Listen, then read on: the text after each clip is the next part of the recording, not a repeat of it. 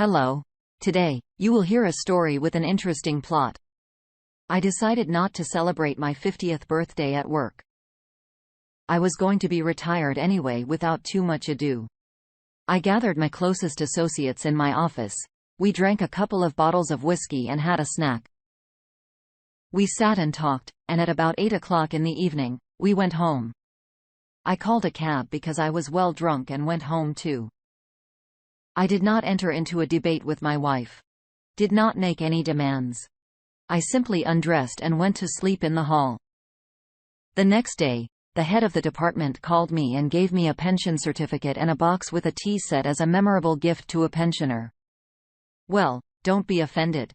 The chief tried to be supportive. It was a decision made there. He moved his chin to the ceiling, giving to understand that the decision about my retirement was taken at the very top and nothing depended on him personally. Yes. Even if it depended, you would have done nothing. I thought but did not say anything out loud. I shook the sweaty palm of the man who trained me and went to the exit. Yuri hand over to a new employee in the voice of my former boss sounded begging tones. Alas, I would with all my heart, but catastrophically no time. Going fishing. Without turning around, I said and carefully closed the door behind me. This phase of life was over for me. I loaded a box with my belongings into the trunk, put the tea set on the seat and sat behind the steering wheel of my SUV. I had nowhere else to hurry. I decided to drop these off at my and my wife's country house and drive to the city apartment to change, especially since my wife was supposed to go there after work. I said our country house, but it belonged more to my wife since she was the one who made most of the money for our family. We got married quite early when we were still students. Sweta was in her 4th year of law school, and I graduated from the Polytechnic Department of Radio Engineering. We were 1 year apart in age, which gave good prospects for our family. As it usually happens, our first child, our son, was born exactly 9 months after our wedding. We named him Dima. 4 years later, our daughter, Moshe, was born. My parents and hers helped us raise our children. After graduation, I served 2 years in the army, and then I was transferred to a company where I worked in my institute specialty. Sweta went into law. She specialized in business law and handled mostly bankruptcy cases. She soon separated from her native company and went into solo practice. 10 years later, Sweta became the owner of thriving law firm, which was entrusted to handle their tangled cases of rich and famous businessmen. As time went by, Sweta was earning fame and credibility in our city. I remained in the shadow of my wife. I must say that it didn't bother me much. She tried not to drag me to social events, knowing that these parties I did not like. I preferred hunting and a little fishing. The fact that I didn't hang out with Sveriter didn't mean I didn't keep track of my wife. I must say that Sveriter was quite an attractive woman with beautiful legs and a tight little ass. Some men were jumping out of their pants, trying to lure her into their nets. But Sveriter stood firm on the guard of family values. At least I had no reason to suspect her of treason. I was sure of her. Finally, the children have grown up. My son got married and moved to the capital. On the way was a grandson. My daughter graduated from university and also lived separately. We sighed more freely. Just by that time, Sveriter had built a large country house and we breathed fresh air almost all year round, which was not spoiled by city stench. It was to this cottage that I headed.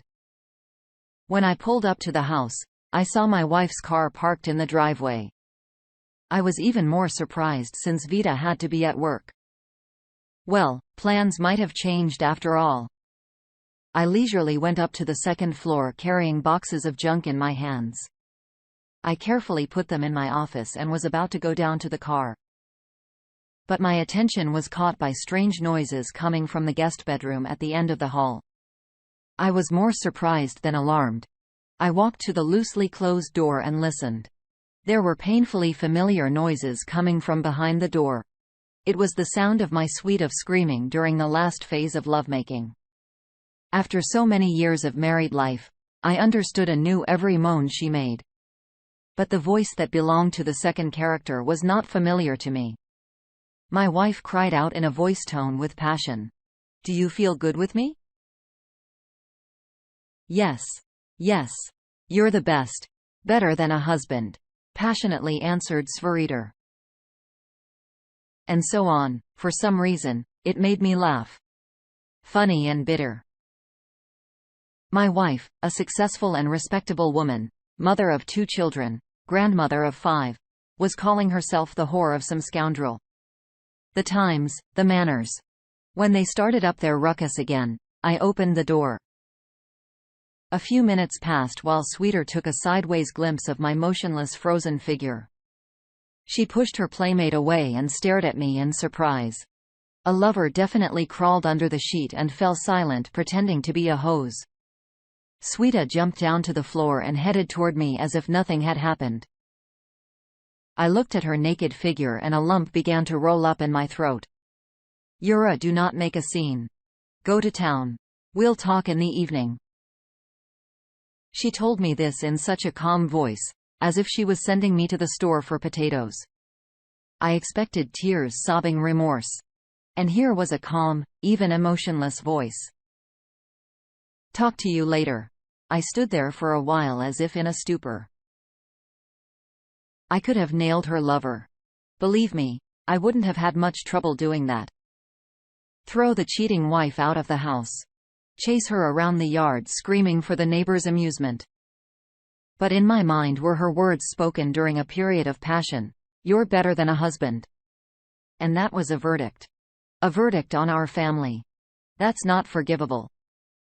I stared into her indifferent eyes for a while. Then I gritted through my teeth. "At least cover up, bitch." I turned and walked out. What a coincidence. I almost simultaneously lost my job and my wife. The fact that Svariter for me is already past, I had no doubt. I was not hysterical.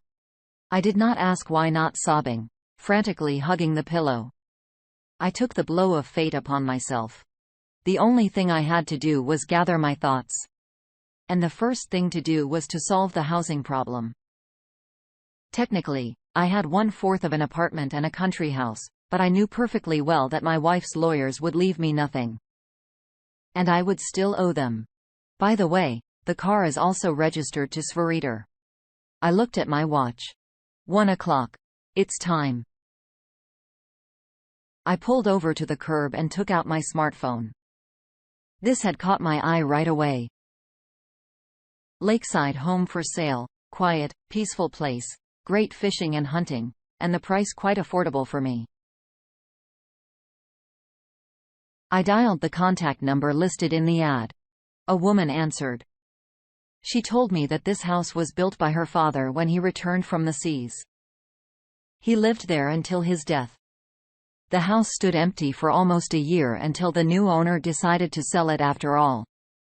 The house stands deep in the woods. Around for tens of kilometers of thick forest. Not everyone would dare to live in such a remote place. So time after time, the price of the house had to be reduced. I was fine with it. I offered her a little more, but asked to draw up a deed of gift for me. I was still married and did not want to risk it. An hour later, we met at the notary's and executed the contract. I had just bought my own country house. She told me where the key to the front door was, said goodbye to me, got into a cab and drove away. Wasting no time, I arrived at the apartment and started packing. Several times, Peter called. I did not pick up the phone. Then text messages started pouring in. "Where are you?